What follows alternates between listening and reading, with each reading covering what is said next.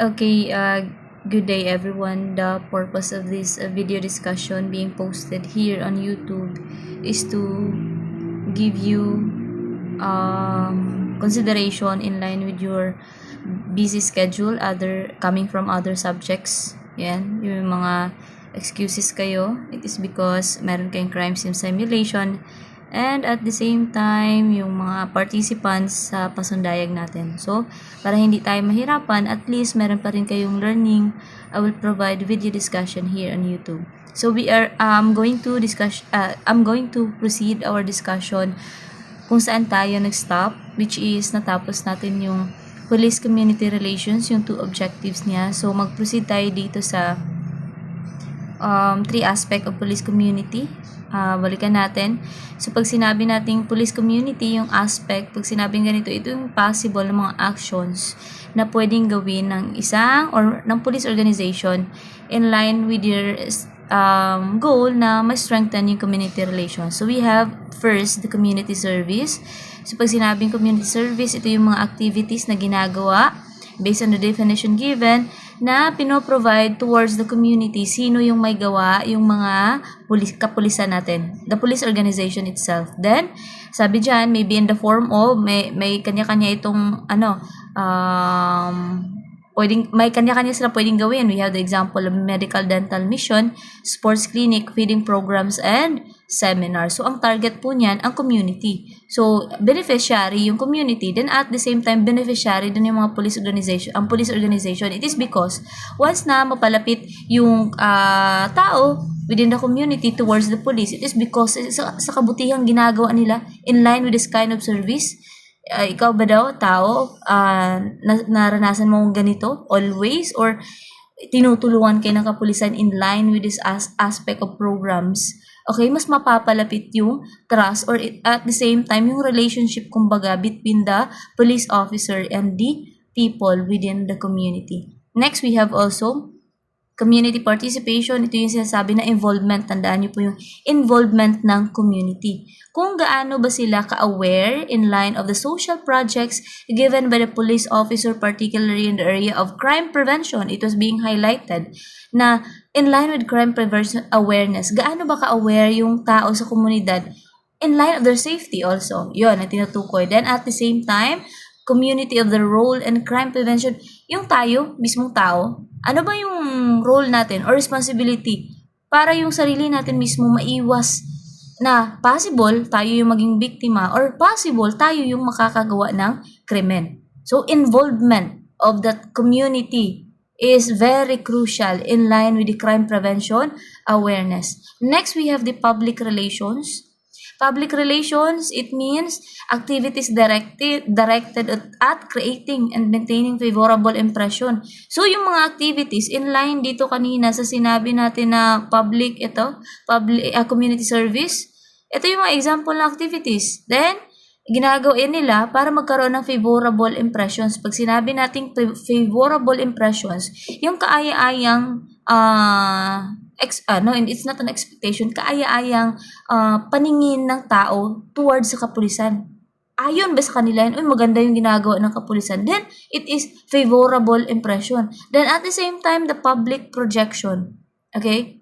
How they project the actions of police officer, then at the same time, how police officer maintain their public image towards the people para mag-gain doon yung sinasabi na support and cooperation in line with their duties. Kasi yung sinasabi natin as always, mas nagiging effective yung responsibilities ng kapulisan if the community will cooperate.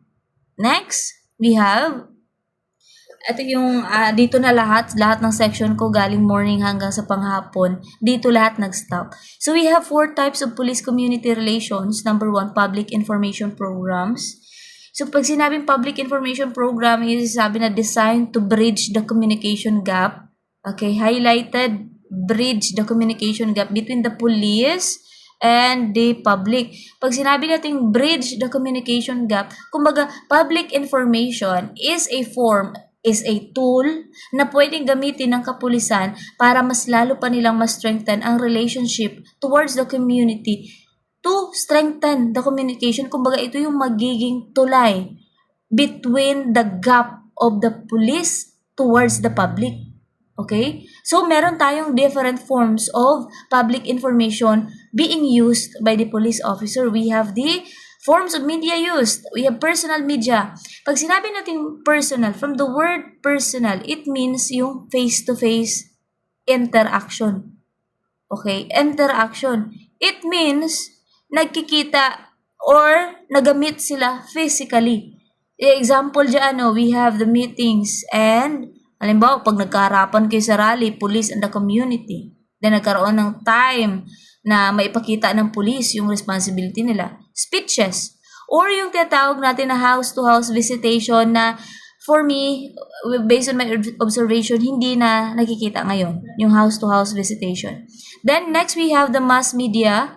Includes printed matter and audiovisual communication. Pag sinabi natin printed matter, pasok dyan yung sinasabi natin na newspaper. Okay, we have the newspaper, pero parang wala nang nagbabasa ng newspaper.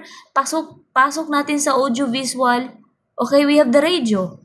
We can be, yung radio natin. Then, yung pinakamalakas talaga na form in line in giving communication is our what? The social medias. Kasi mostly, lahat ng tao ngayon gumagamit na ng gadgets. So, dito talaga mostly binibigay ng mga kapulisan yung kanilang information. If halimbawa, based on their policies, may nagbago, may program sila na ibibigay. Balik tayo kanina doon, no?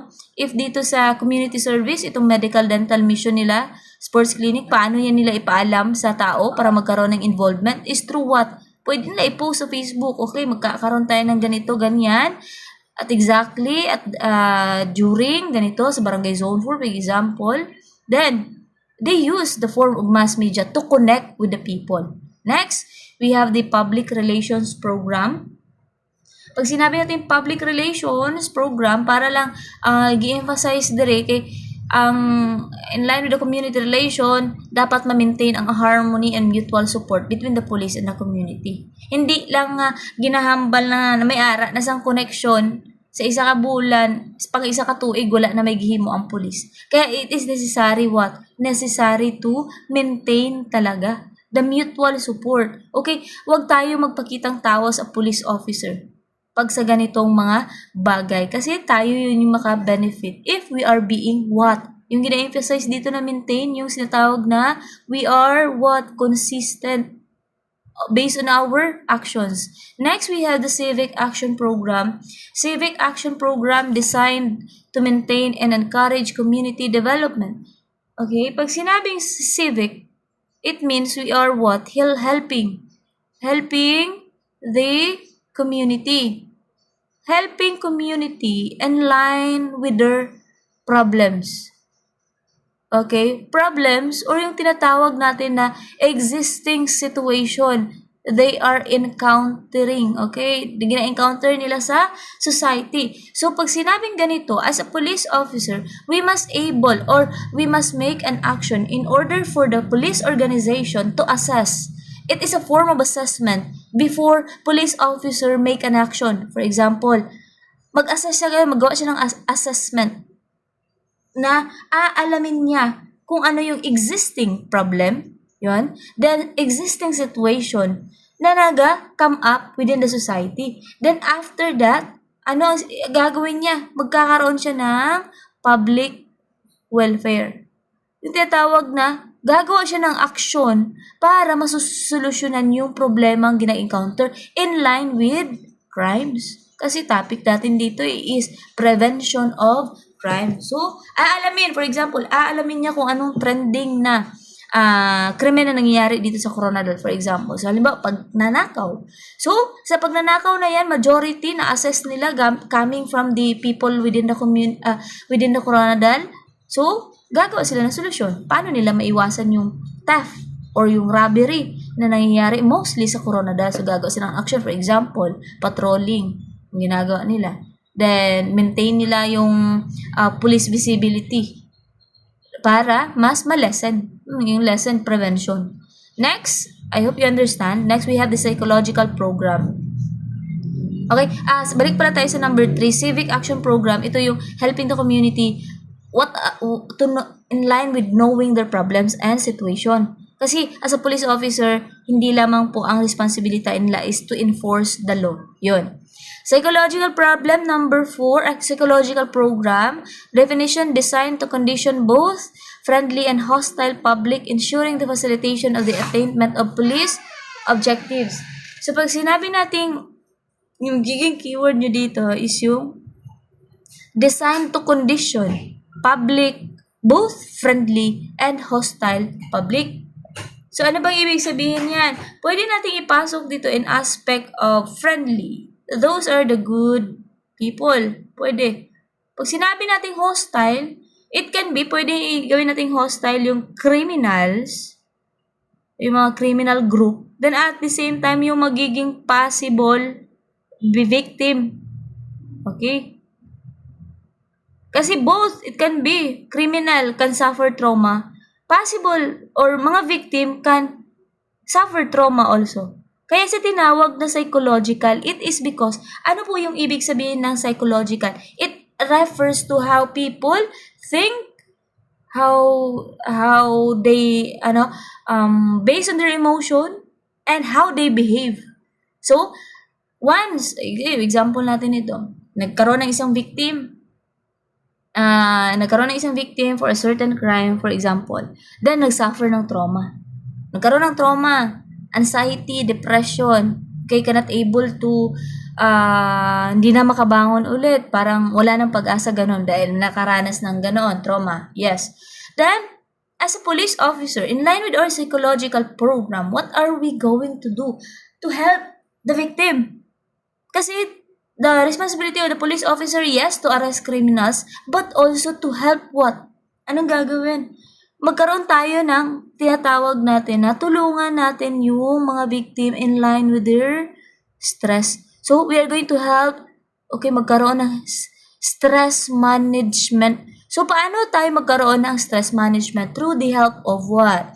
So, magkaka-up naman ng certain program yung ating kapulisan in line with what? Yung commonly na counseling. Okay, counseling program. Tulungan din natin yung mga nabibiktima. Okay?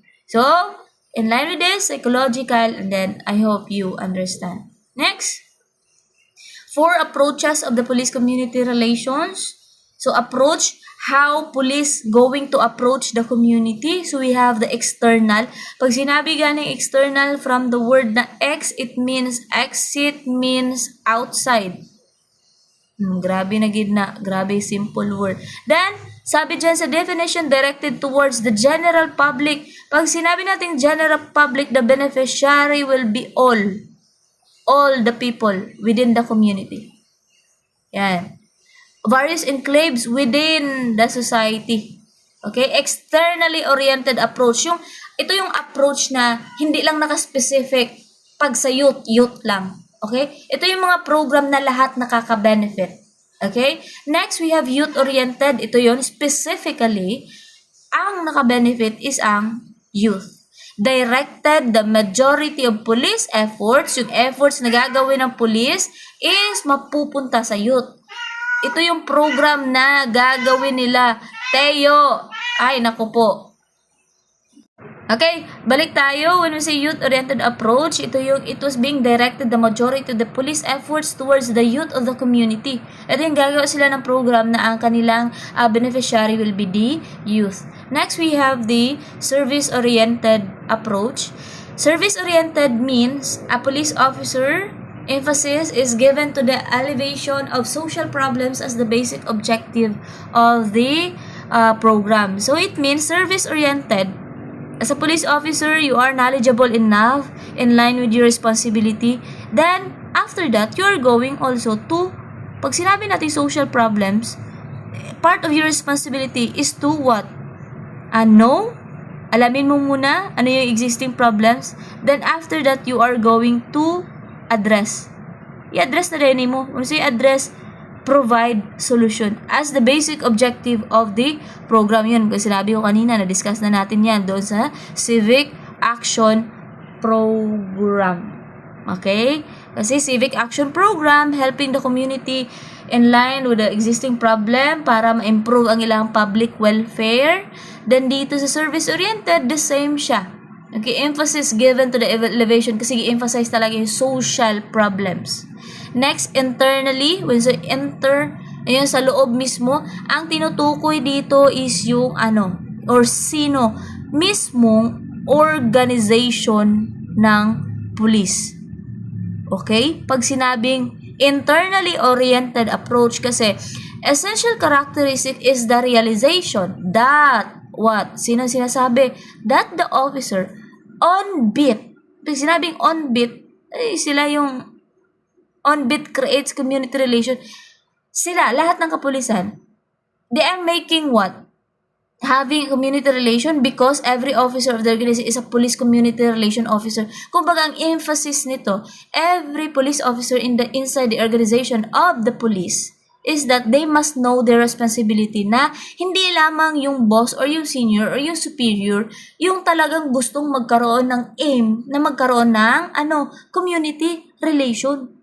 Dapat every police officer, bawat isa ng police officer, dapat alam nila yung purpose while they are having this kind of community relation. Hindi lamang na, yes, it is coming from the command of a superior, you are doing your duty, but hindi mo siya, ano yung tawag natin sa, na-discuss natin sa itaas na, hindi mo siya, ito yung word na, nabalikan natin, na-discuss natin.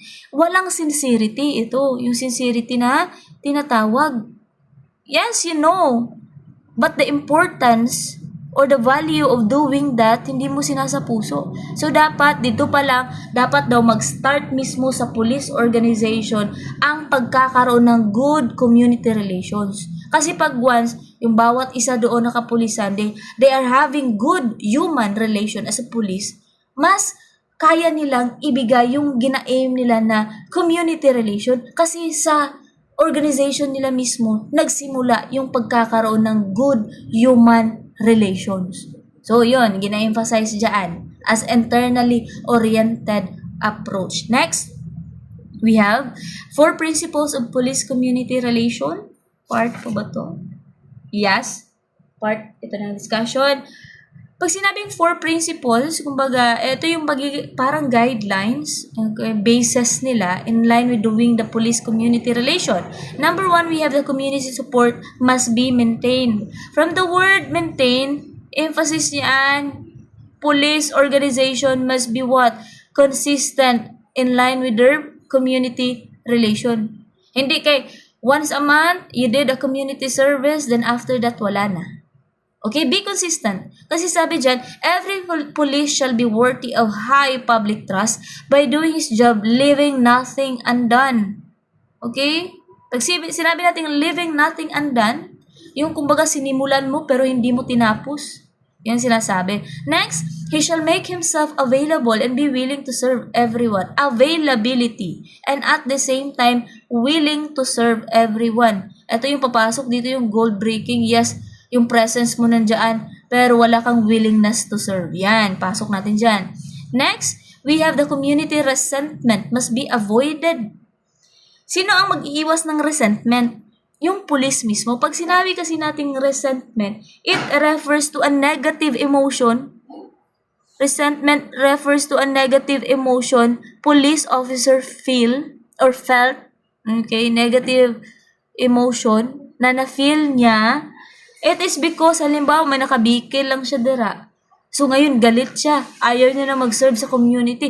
Lahat ng tao sa community, wala mga kwenta. Ganun, sasabihin niya dahil sa galit niya. So, kumbaga, yung parang naging mindset ng pulis dito, manimalo siya. Ako may authority.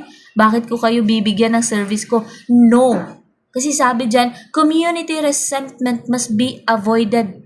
Huwag kang magtanim ng galit sa community. Halimbawa, may nakabikil lang kadara isa katao. Okay? Then sabi dyan, no, every police shall have in mind the interest of the public.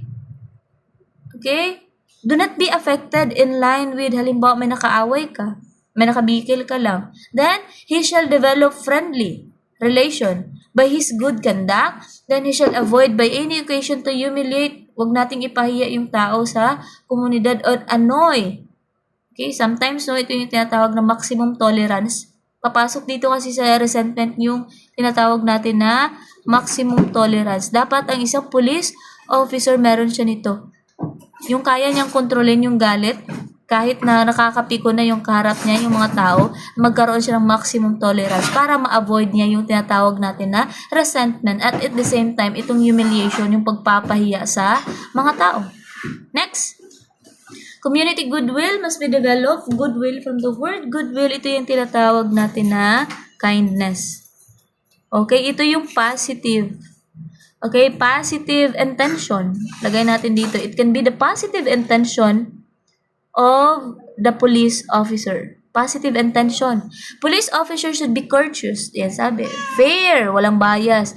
Quick to assess individuals in the solution of their problem. So, goodwill, dapat ara sa puso ng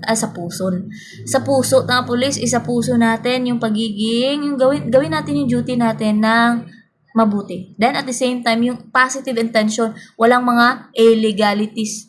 Okay, illegalities kasi ang kalaban nito eh. Then next, community must be kept what? Informed. Update the community. Kung ikaw pulis, ga-update ka sa asawa mo, sa girlfriend mo, then also update. Dapat you must keep the community being informed. In line with what? Sabi dyan, policies, police force and the reason of their adoption. Kung ano yung mga bagong existing policies na nangyayari in line with the police service, dapat i-update natin yung mga tao. Kasi through that update, they can able to adapt. Okay? The community will adapt. Without knowing, how can the community adjust? Okay? Hindi mo alam paano ka mag-adjust. So, as a police, you must able to what? Keep informed. So, paano natin magagamit yan? Balikan natin yung kanina, yung mga na-discuss natin. We have any form of medias. So, common, yung pwede natin gamitan yung social media ngayon. Next. Huwag na natin to i-discuss kasi hindi ko yun siya sinali sa ating exam. Then, bakit hindi ko din siya sinali sa exam? It is because, very na siya, understandable in line with the categories na naman kasi domestic, family, neighborhood, community, paulit-ulit religious, government, kung saan ba dapat makipag-connect yung mga police. So we have the domestic relation, neighbor, sa community itself, sa religious, mga different religion na we have, sa government itself. Then, yan, doctrine of reciprocal responsibility, huwag na natin yan. Kasi dito natin pagtuunan yung important terms. Pasukin natin yung important terms sa last topic. Ito na yung magiging last topic. As sinabi dyan, we have the nonfeasance, neglect of duty. Okay? Parang lang ito, kumbaga, mga key terms na commonly na-encounter sa subject na ito, CRIM 4. Nonfeasance means the failure to perform. Okay, tandaan niyo ito nakakalito ito minsan sa exam. Maraming nalilito ito. Failure to perform an act or duty that is part of one's obligation, tandaan, without sufficient excuse. From the word none, it means ang certain police officer, kanina yung tinutukoy kasi nito yung mga police, ito yung sinasabi na walang ginawa. From the word none. Okay? Nonfeasance. Okay? Wala kang ginawa. Or, in short, not doing your duty. Hindi mo ginawa yung responsibilidad mo bilang isang pulis. Okay? Which is being, sabi dyan, required. Pag sinabi nating obligation, ito yung sinasabi na required siya kasi. Okay, sinumpaan mo yan. Nakasaad din yan sa batas na yan ang gagawin mo. So, required. So, hindi mo siya ginawa. Yan ang nonfeasance. Pasukin natin ang malfeasance. From the word na mal, it means mali. Mali yung ginawa mo. Kasi sabi dyan, the commission of an act that one is prohibited. Patay na ang kuring. Balik tayo. Pag sinabi nating malfeasance or misconduct, from the word na mal, in short, mali. mali yung ginawa ng isang pulis. So, paano yun? Pag sinabi nating mali, ito yung mga illegal. Illegal. Ano nga illegal? Act or unlawful act na ginawa ng isang pulis habang siya ay pulis. Okay? Balikan natin si non-feasance. Ano yung magiging example natin kay non-feasance? Kasi hindi ako nakapagbigay. Halimbawa, ang police officer refused to respond sa isa ka emergency call nga gitala ba ako nung tawag ng emergency call. Sir, patulong sir kasi merong nagapasok dito sa bahay namin sa boarding house. Pero hindi nag-respond ang police. So, failure to do duty. Wala kang ginawa. Next, pwede nating ma-example yan. Yung nag-fail to arrest a suspect despite of having a valid warrant na hindi mo ginawa. For example, kasi kakilala mo Ganon. Paryente mo. Hindi mo giserve yung warrant. Hindi mo siya hinuli. So, tawag sa'yo non-feasant. Kasi, hindi mo ginawa yung duty mo as a police officer. Then, we have the malfeasance. Yung sinabi ko na mali yung ginawa mo, which is illegal act or unlawful. It means, example, halimbawa, kandak ngayon ng bypass, wala man kay na-prove dito nga may ara positive di ay nga gabaligya sila. Ang gihimo mo, giplantahan mo na lang sang illegal drugs para mag-serve as evidence para positive yung operation na ginawa. It means, yes, as a police, you did your part, your duty, pero yung process is mali. Mali. Saan ang mali doon? Yung pagplanta ng ebidensya. Next, accepting bribes. Accepting bribes is a form of malfeasance. Mali. Okay? Next, we have misfeasance. Grabe, libog man. Misfeasance, from the word na mis, baliktarin natin yan, from the word na me. Yan. Improper. Improper ang ginawa ng isang pulis. From the word na misfeasance or yung irregularities and the performance. Kaya ito pala, nakalagay pala. Improper, incorrect performance that should be done or performed. So, ano yung sinasabi natin dito? Incorrect performance of duty, yan. Yes, meron kang ginawa, pero, for example, you arrest a certain person legally, but you impose unnecessary force. Yes, ginawa mo yung duty mo, pero ang process ng paggawa ng duty mo is what? You use unnecessary force, which is improper yun.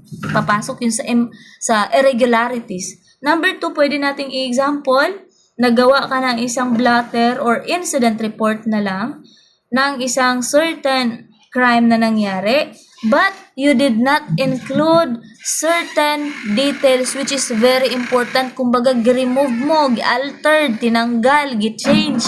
It is because there is certain connection with that person na involved doon sa imong incident report. So, pasok yun sa pagiging improper in line with the duty of police officer.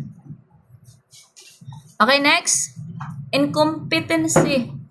Incompetency means lack of adequate ability. Keyword, yung lack of adequate ability and fitness for the satisfactory performance of police duties could be due to physical or intellectual. It can be physical and intellectual limitation or lack of skill. Pag sinabi natin incompetent, pag tinawag ka ng incompetent, kumbaga daw, hindi ka deserve, dara ba kayo daw wala ka man, kaya nga himuon na. Ito yung in line with the police duties.